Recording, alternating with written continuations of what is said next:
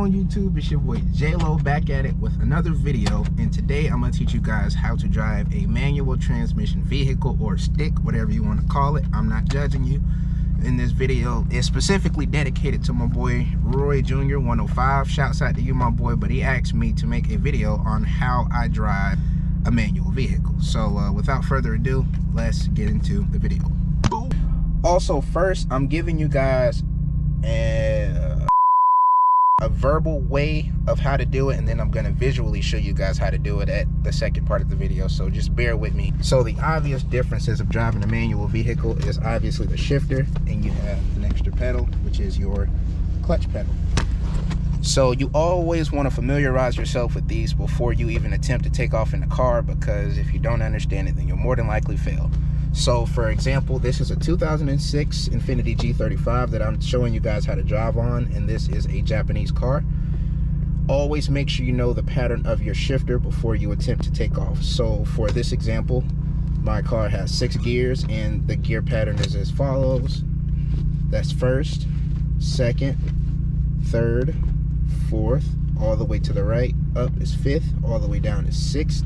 And then in this car, to get in reverse, you push the shifter all the way down, you go all the way to the right, back, now you're in reverse. So once you familiarize yourself with the pattern, or you know the pattern for sure, the next thing you need to tackle is your clutch. So clutches are different for every vehicle as well. So there's always a different release point in every vehicle, and then there's always a pressure difference in every vehicle. So you always want to familiarize yourself with the clutch. So once you're familiar with the clutch pedal and the shifter, now comes actually learning how to drive the car, which y'all came here for. So this is sort of how I learned, but the way that it was described to me is there's an even transfer between the clutch and the gas pedal. So once you put your car in whatever gear, well, first gear, obviously. Once you put your car in first gear, as you're letting off the clutch slowly, you also add a little bit more gas, and there's an even transfer of the two, and that'll theoretically put you in gear to drive. So like I said, there's also different points and pressures of the clutches. So the way that you find your clutch release point is to pretty much play with the car. So the car is on right now, obviously, and to find the release point, what you do is you clutch in, and then you find first gear, and what you're going to do is you're going to watch your RPMs. So you're going to slowly start to let off your clutch. As you're letting off, you're going to find that there's a point where the car starts to die, which in my case is right here. So you find that point, and you find it confidently to where you know where you start to release and where it starts down. You find that point. That point is where you start to add more gas, and that is where the even transfer takes place, to where you can just cruise off into first gear and keep it going.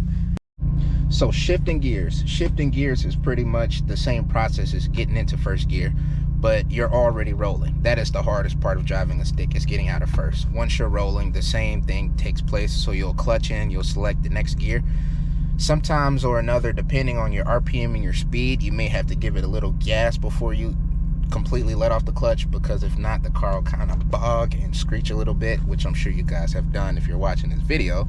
And I'm not judging you. I'm not judging you, feel me? Everybody messes up, but you just want to get comfortable and you want to get acquainted to doing it. So you just kind of have to play with the car and learn the RPMs to get to a confident point to release it.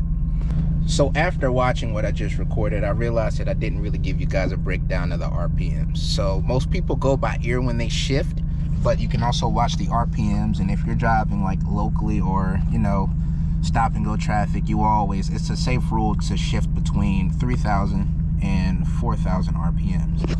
That'll pretty much help you but save gas also. But that'll help you to kind of gauge when to shift, or you could learn, like, the more you drive it, you'll know the point without looking at the RPMs, and you'll know when to shift by ear.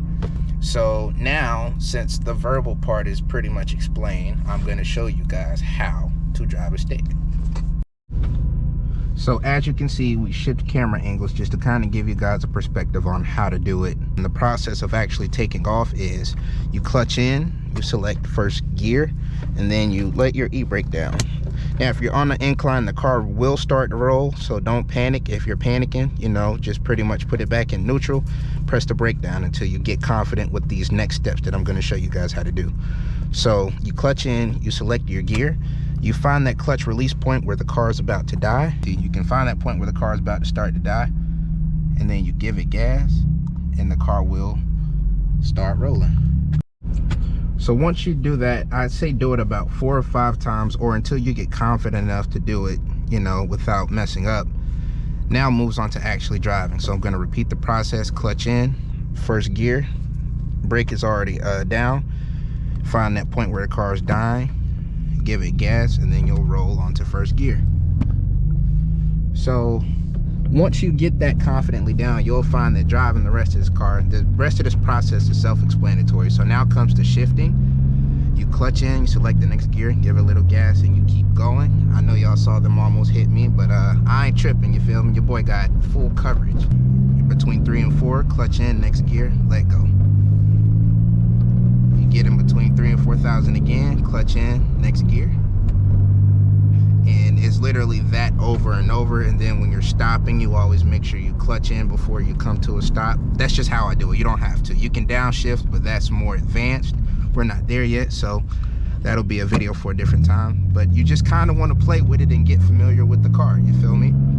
3-4,000, clutch in, shift, same process. 3-4,000, clutch in, shift. And you just do that until you get acquainted and familiar with it, and now you pretty much just learn how to drive a stick. Alright y'all, so that's just my way or methodology of teaching y'all how to drive a stick.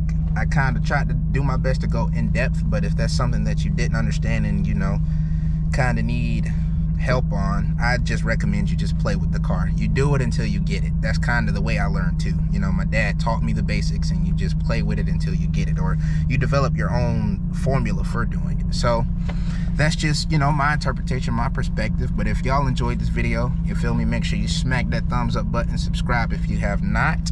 All the newcomers, you feel me, everybody's welcomed. If you feel me, have something to say, comment down below, positive or negative. You know, your boy's here for it. I take criticism pretty well. And I love y'all. Y'all hold it down for the little people. And this your boy J-Lo signing off this guy. Hey, so make them run it back.